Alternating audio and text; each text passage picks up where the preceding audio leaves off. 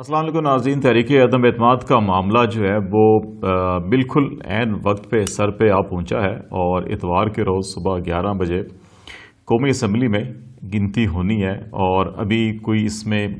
بظاہر کوئی ایسی چیز نظر نہیں آ رہی کہ اس میں مزید تاخیر ہو۔ پی ٹی آئی حکومت نے بہت سے قانونی اور آئینی جو حوالے ہیں اور معاملات ہیں ان کا بھی جائزہ لیا ہے۔ اس سلسلے میں کچھ اہم فیصلے بھی کیے ہیں، کچھ کی اناؤنسمنٹ ہوگی ہے، کچھ کی اناؤنسمنٹ نہیں ہوئی، وہ بھی آپ سے شیئر کریں گے۔ اور اس کے ساتھ ساتھ پھر جو اپوزیشن کی جانب سے جو عددی اکثریت حاصل کر چکے ہیں اور 172 ارکان جو ہے وہ ایوان میں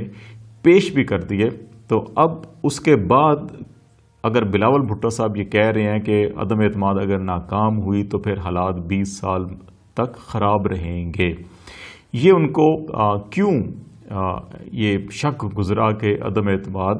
کی جو تحریک ہے وہ ناکام ہو سکتی ہے۔ اور دوسری طرف پرائم منسٹر نے ARY کو دیے گئے انٹرویو میں یہ کہا کہ عدم اعتماد کی تحریک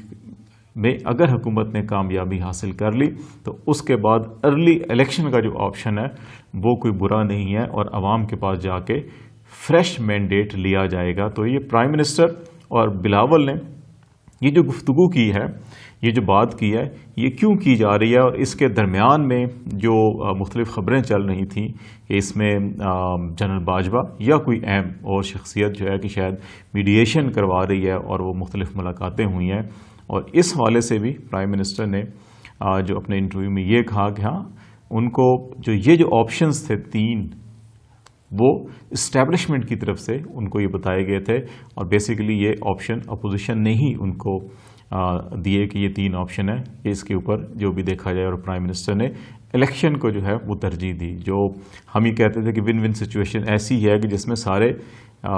اپنے آپ کو مطمئن کر سکتے ہیں اور ملک کے سیاسی حالات کے اندر بھی زیادہ انتشار پیدا نہیں ہو سکتا، وہ ارلی الیکشن ہی ہے۔ تو یہ کیا ممکن ہو پائے گا؟ شہباز شریف صاحب کی جو پریس کانفرنس تھی اس میں جو لب و لہجہ، ان کی جو ٹیبل کی زیب و آرائش تھی، جو ان کا اپنا انداز گفتگو تھا، تو ایسے ہی لگتا تھا جیسے کہ پرائم منسٹر بیٹھ کے بات کر رہے ہوں، تو وہ تو بالکل تیار بیٹھے ہیں۔ تو کیا وہ اس کے لیے تیار ہیں یا صرف یہ تجویز زرداری صاحب کی جانب سے ہے؟ اور اگر متحدہ اپوزیشن تیار نہیں ہوتی تو پھر عدم اعتماد کی تحریک میں کون سے ایلیمنٹ مس ہو سکتے ہیں؟ اس وقت نمبر کیا ہے؟ اور جو پی ٹی آئی کی گورنمنٹ جو لیگل سٹیپس لینے جا رہی ہے اس کے عدم اعتماد کے اوپر کیا اثرات مرتب ہوں گے اور معاملات آگے کیا جائیں گے، یہ ہم آج بات چیت کریں گے۔ بڑی دلچسپ صورتحال ہے، ایف اینڈ بٹس کافی ہیں۔ اگر عددی اعتبار سے جو بظاہر دیکھا جائے کہ 172 ممبرز پارلیمنٹ کے فلور کے اوپر اپوزیشن نے دعویٰ کیا کہ ہم نے پیش کر دیے ہیں، اگر جو پارلیمانی اعتبار سے یہ دیکھا جائے کہ اپوزیشن میں اس وقت جو جماعتیں ہیں ان کی تعداد 175 ہے۔ اپوزیشن کی جو اپنی ارکان کی تعداد تھی، نیچرلی جو پہلے سے ہی اپوزیشن میں تھے، وہ 159 ارکان تھے۔ اس میں پاکستان مسلم لیگ جو ہے وہ سر فہرست تھی، سب سے زیادہ ان کے ارکان تھے، 84 ان کے ارکان کی تعداد ہے۔ پاکستان پیپلز پارٹی کی 56 اور MMA اس کی 15 اس کے ارکان ہیں۔ اس میں ابھی جماعت اسلامی کا ایک رکن بھی ہے، وہ ابسٹین کرے گا، تو اس طرح سے ان کے 14 بندے ہیں۔ ANP کا 1 اور اسی طرح سے انڈیپینڈنٹ جو تھے 2-3 لوگ جو ہیں کہ وہ بھی اپوزیشن کے ساتھ تھے، تو یہ تقریباً کوئی 159 کی تعداد بنتی تھی۔ سب سے پہلی جو ہے وہ BNP مینگل گروپ الگ ہوا حکومت سے، تو وہ 4 لوگ ان کے تھے، تو یہ 159 سے 163 ہوئے۔ پھر جمہوری وطن پارٹی کے شاہزین بگٹی صاحب الگ ہوئے تو 164 ہوئے۔ پھر بلوچستان عوامی پارٹی کے 4 الگ ہوئے تو یہ 168 ہوئے، اور پھر MQM کے ساتھ الگ ہوئے تو یہ 175 بن گئے۔ تو اس طرح سے یہ 16 ارکان جو ہے کہ وہ الگ ہوئے، اور کوئی جو 190 پلس کا فگر کہا جاتا ہے اس میں وہ جو 15 یا 17 کے قریب PTI کے جو منحرف ارکان ہیں ان کے بارے میں کہا جاتا ہے کہ وہ بھی لوگ ہیں۔ اب PTI کی پرائم منسٹر کی صدارت میں جو اجلاس ہوا اس میں یہ فیصلہ کیا گیا جی کہ ان تمام لوگوں کو شوکاز نوٹس دیے گئے، تسلی بخش جواب نہیں تھا، دوبارہ نوٹس کیا گیا، فائنل نوٹس، پھر تسلی بخش جواب نہیں آیا، ڈیڈ لائن ختم ہو گئی، تو ان کو اب ریفرنس جو ہے کہ وہ ڈکلیریشن جو ہے وہ اسپیکر نیشنل اسمبلی کو بھیجا جائے کہ جناب یہ اب ہماری پارٹی سے نہیں رہے، ہماری پارٹی کے ساتھ نہیں ہے، تو ان کی جو ہے کہ ان کو ڈی سیٹ نوٹیفائی کیا جائے اور reference election commission of Pakistan کو بھیجا جائے، جو ہفتے کے روز یہ کارروائی ساری کی جائے گی، اور اتوار کو جب ووٹنگ ہوگی تو اس کا مطلب ہے کہ جو پی ٹی آئی کے منحرف ارکان ہیں ان کو یا تو ووٹ ڈالنے نہیں دیا جائے گا کہ وہ اب پی ٹی آئی کا حصہ نہیں ہے، یا ہوگا تو اسپیکر گنتی میں شمار نہیں کریں گے کہ ان کو پہلے ہی ڈی سیٹ کرنے کے لیے کارروائی شروع کر دی گئی ہے۔ تو اس کے اوپر ایک نئی قانونی اور آئینی جو بحث ہے وہ شروع ہو جائے گی، اور جس طرح سے یوسف رضا گیلانی صاحب نے سینٹ کے چیئرمین کے انتخاب کے حوالے سے اس کی گنتی کے حوالے سے اسلام آباد ہائی کورٹ میں رجوع کیا تھا، تو وہ پہلے سنگل بینچ نے پٹیشن فارغ کر دی تھی، پھر اب ڈبل بینچ نے بھی فارغ کر دی کہ نہیں، اس عمل کو یہاں پہ نہیں چیلنج کیا جا سکتا۔ تو بہرحال اس کے اس روز جو ہے کہ گنتی کے دوران یہ ہو سکتا ہے، اور اگر 172 ارکان جو ہے کہ اس دن حاضر تھے، علی وزیر صاحب اور جام عبد الکریم جو ہیں کہ وہ بھی اسلام آباد تشریف لے آئے ہیں، وہ دو بھی آ جائیں تو 174 ارکان اگر پی ٹی آئی کے مخالف کیمپ جو ہے اپوزیشن کا ان کے ہوتے ہیں، اور ان میں سے اگر کوئی 3 ارکان بھی مسنگ ہو جاتے ہیں بیماری کی وجہ سے یا کسی بھی اور وجہ سے، تو یہ تحریک عدم اعتماد ناکام ہو سکتی ہے۔ تو شاید یہی وجہ ہے کہ جو پریس کانفرنسز آج ہوئیں جس کے اندر انڈیکیشنز دی گئیں، تو اس میں کچھ کیا پتہ کچھ ایسی گیم چل رہی ہو۔ دوسری بات،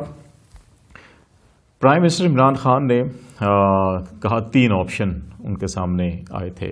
کہ عدم اعتماد کا سامنا کریں یا استعفیٰ دے دیں یا ارلی الیکشن ہو جائیں۔ تو ان سے یہ پوچھا گیا کہ یہ آپشن جو ہے کہ وہ کہاں سے آئے، اپوزیشن نے ان سے بات ہوئی یا کیا ہوا؟ تو انہوں نے کہا نہیں، میں تو ان سے براہ راست کوئی بات نہیں کرتا، یہ اسٹیبلشمنٹ کی طرف سے جو گفتگو ہوئی تھی، تو پھر انہوں نے ان کو کنوے کیا تھا کہ یہ 3 آپشنز تھے، اور ان کا یہ کہنا ہے کہ اب کیونکہ منحرف ارکان جو پارٹی چھوڑ کے چلے گئے ہیں یہ واپس بھی آ جائیں تو ان کو پارٹی میں اگر ہم لے بھی لیں تو حکومت اس طرح سے نہیں چل سکتی۔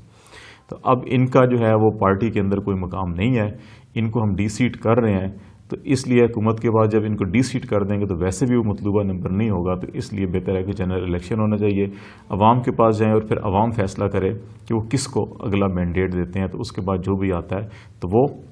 اپنی حکومت کو بنائے۔ تو یہ جو ساری صورتحال ہے اس میں اب بظاہر یہی نظر آ رہا ہے کہ شاید اب وہ جو ایک بڑا کرائسس دیکھا جا رہا تھا، اور ہاں پرائم منسٹر خان نے 1-2-3 اور باتیں کی کہ جو ایک خدشہ یہ ظاہر کیا جا رہا تھا، جس کو بلاول بھٹو زرداری نے بھی یہ کہا جی کہ اگر تحریک عدم اعتماد ناکام ہوئی تو پھر 20 سال تک حالات ایسے ہوں گے یا ویسے ہوں گے،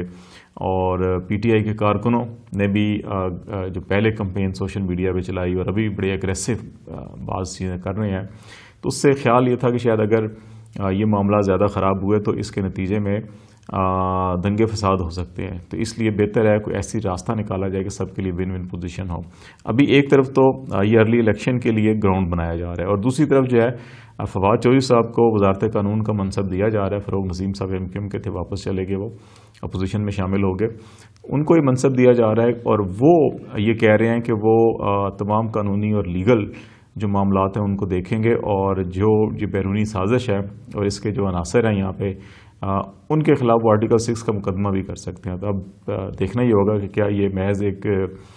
سیاسی بیان تھا یا سنجیدہ کوشش کی جاتی ہے۔ اب ہمیں یہ بھی دیکھنا ہوگا کہ اسلام آباد ہائی کورٹ نے جو فیصلہ کیا اور پھر اس کے بعد نیشنل سیکورٹی کمیٹی کی میٹنگ ہوئی اور اس کے اندر بھی جو ڈسیزنز ہوئے، تو کچھ چیزوں کو انڈورس تو کیا جا رہا ہے کہ ایسی اس قسم کی خط و کتابت یا کچھ چیزیں ہیں، تو اس کے نتیجے میں کیا کارروائی ہوتی ہے، اور اس کارروائی کے نتیجے میں پھر سیاسی ماحول کیا بنتا ہے، جو بھی ہو، لیکن اس میں یہ تمام فریقین کو خیال رکھنا چاہیے کہ جو ملک کی قومی سلامتی ہے، امن و امان ہے، ہم آہنگی ہے، یکجہتی ہے، اس کے اوپر کوئی آنچ نہیں آنی چاہیے۔